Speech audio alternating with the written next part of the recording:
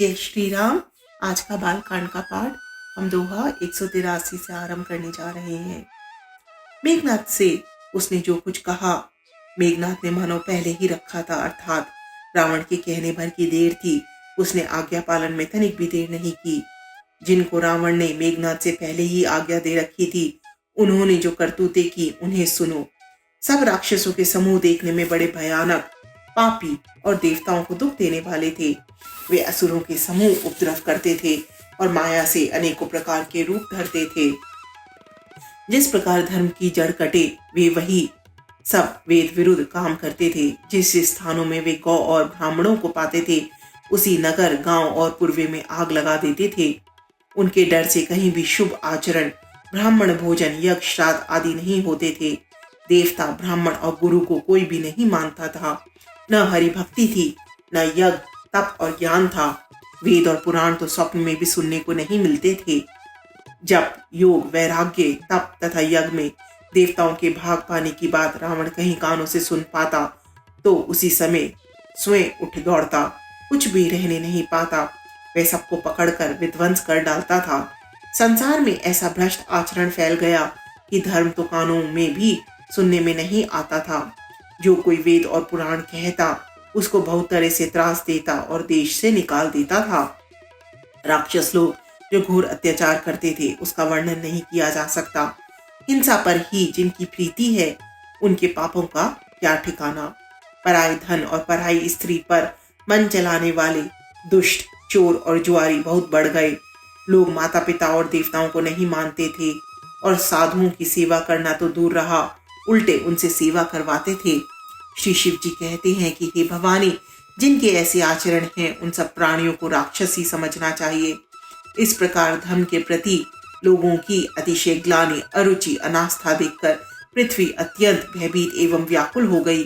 वह सोचने लगी कि पर्वतों, नदियों और समुद्रों का बोझ मुझे इतना भारी नहीं जान पड़ता, जितना भारी मुझे एक परद्रोही, दूसरे का अनिष्ट करने वाला लगता है।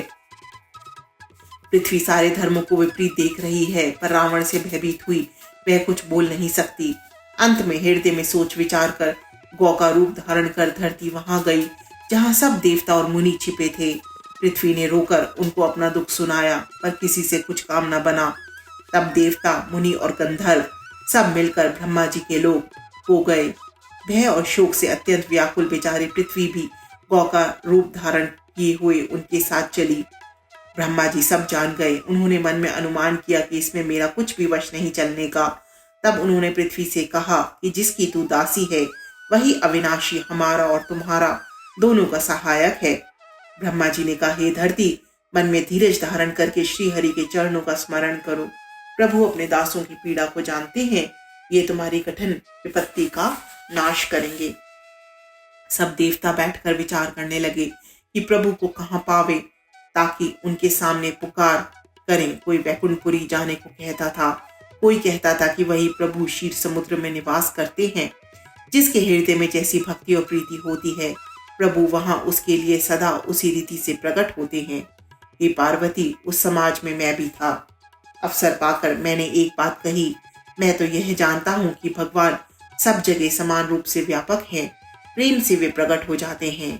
देश, काल, दिशा, विदिशा में बताओ ऐसी जगह कहाँ है जहाँ प्रभु न हो। वे चराचर में व्याप्त होते हुए ही सबसे रहित है और विरक्त, उनकी कहीं आसक्ति नहीं है।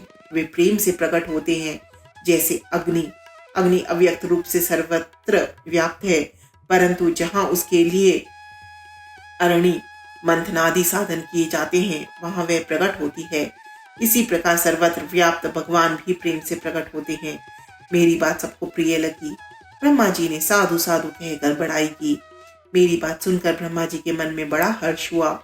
उनका तन पुलकित हो गया और नेत्रों से प्रेम के आंसू बहने लगे। तब वे धीर बुद्धि ब्रह्मा जी सावधान होकर हाथ जोड़कर स्तुति करने लगे। श्री राम जय राम जय जय राम, ओम राम जय जय राम। मंगल भवन मंगल हारी, प्रभु सुदशरथ अजर बिहारी। दीन दयाल बिरद संभार, हरहु नाथ मम संकट भारी। मोर मनोरथ जानऊ स्वामी, तुम सब जानो अंतर्यामी। राम नमामि नमामि नमामि सिया राम नमामि नमामि नमामि।